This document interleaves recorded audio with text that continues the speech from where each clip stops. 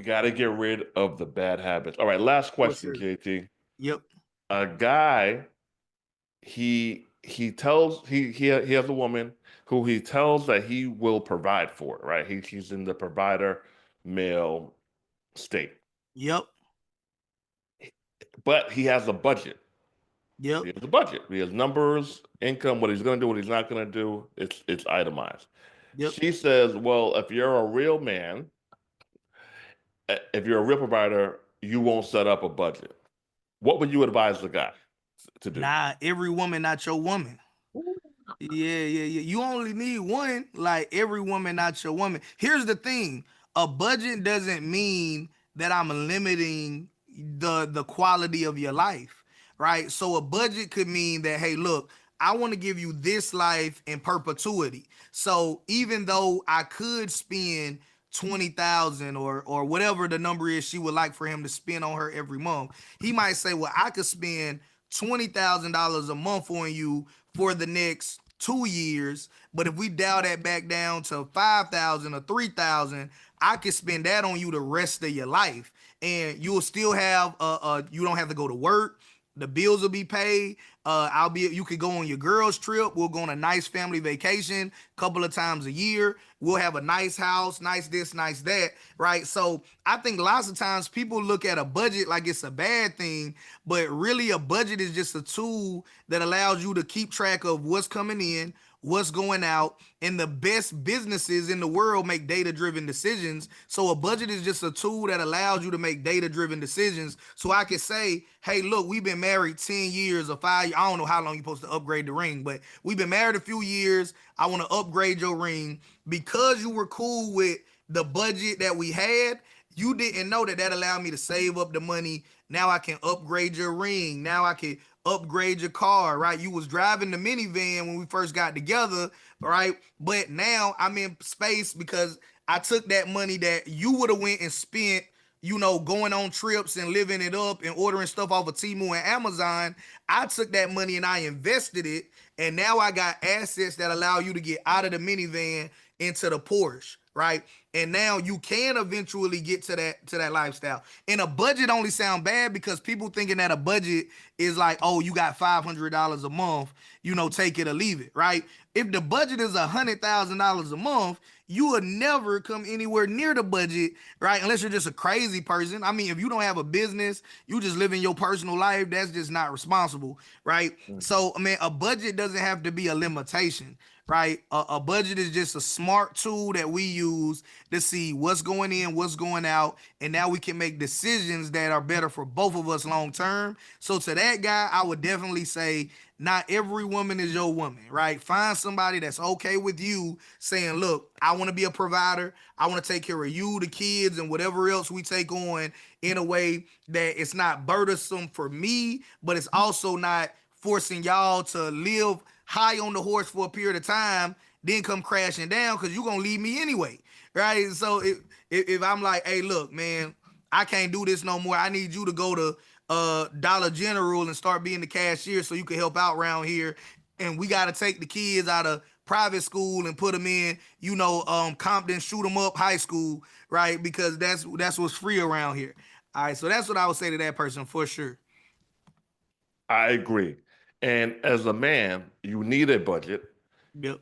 because of what you just said. She'll leave you anyway. So if Yep. you look at you, if you look at you like you're cheap because you have a budget, it's cool. Men need to have things in place because there's no one who's going to save men, especially when you have money and lost it. Dame Dash is going through it now. I think he has $1 million default judgment, and I'm like, damn it! All the goodies and all the money that he's made, and no one's throwing him $1 million, or 10 of his homies from back in the day aren't throwing him $100,000 each. And Mhm. it's like, damn, what if he would have done X, Y, Z differently? Is what things might have been in a whole different predicament right now. You have to have limits on your giving because spenders have no limits. Yep. So if you think, well, I'm doing what I said I would do, I'm making sure she's happy, you have to have a number so it could be perpetuated for the long term because it won't work anyway. So men always have to be able, we have to be able to and be comfortable with at a certain point being the bad guy. and Yep. being mad, and with your partner, spouse, your woman being mad at you. Yep. So if Chanel or what the vacation isn't in the budget, it's in December's budget, not September's, but you wanted it in September, it's December. And you're gonna stand on it and it's fine. And And respectfully, some women are delusional. Not all, but some women a are good amount. delusional anyway. Yeah, A good like amount. I mean, yeah, because I'm like, man, you've been a man your entire life, and she has a perception of what a man should be. Now, it's Mhm. even worse if she never had like a father in the house her entire childhood. But even if she did, right? So without knowing all of the intricate behind the scenes situations of what that man did or didn't do, right?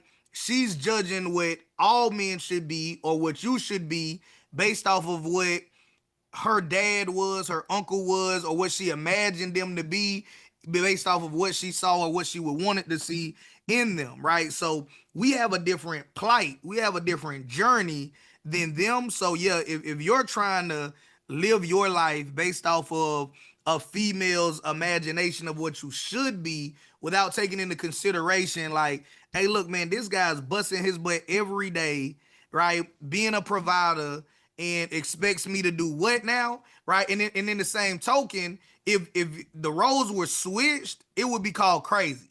So if a woman was like, "Hey, I'm going to take care of financially everything that's going on here.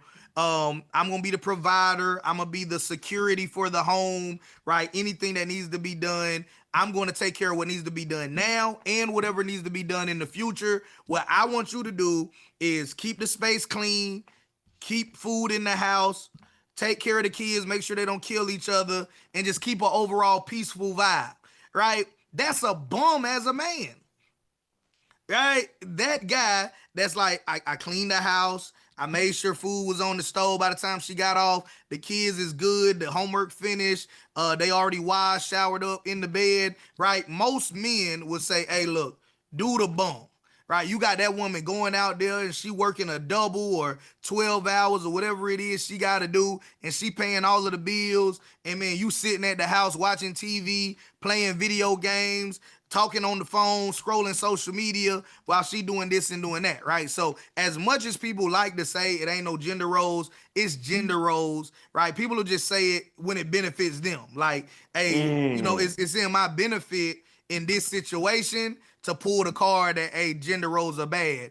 But man, in reality, we already know. Like, this has been established before any of us were born that, man, look, I have a different life than you, and that's just the standard of all men. Right now, do some men do it? They could do it, but what's the average man gonna say? Like, hey, bro, wrong. Oh, eventually she gonna get tired of that, and then she gonna cheat on you and get with a real man. But it's never said the other way. It's never saying, hey, look, man, that man going to work every day while you taking care of the kids, taking care of the house, he gonna get tired of that one day, and he gonna get a real woman that's gonna make just as much money as him and can take care of the house, the kids, and keep the peace, right? So man, you gotta be careful, not bashing women at all. Love women, of course, but what I'm saying is, as a man, you have to understand that while she might mean well for you, not always, but assuming you got a good one, she means well for you. Her vantage point, her perspective on life, her reality is not your reality. So you got to say, okay, I respect your opinion. I hear what you're saying, and just, okay, I'm gonna just move on. Cause maybe even trying to talk about it might be an argument. If you got the right woman, you can explain it, it'll make sense. But if you already know that that's an argument, just like, all right, I hear you, cool, I respect it. Move on. But you gotta understand, like, man, it's on you to make sure that you and the family is good. And that's the standard that's just universal of all real men out here. Stick to your number, man. Stick to your number. Uh, there's no pros that come from you going beyond it. Yep. JT, appreciate the time, brother. I will see you next week. For sure, man. Hey, next episode, man. Hey, unless something happens this week and we have something, that's even more pressing to talk about, like, any man out there should be able to go make $6,000 a month at a bare minimum working for themselves. The reason why I say working for themselves is you might make it on a job, but what if they fire you? What if they hire a new manager? What if they do this, do that, and make your life, hard, but you still making the money? You should be able to make that in a way that is conducive to your lifestyle, and now you got more freedom. So in next episode, one of the points I want to cover is how any man can go out there and make $200, $300, $400 every single day without a job. Let's do it. All right. Next week, $6,000 a month game plan roadmap. All All right, right. JT. I'll see you soon. All right, brother. Peace.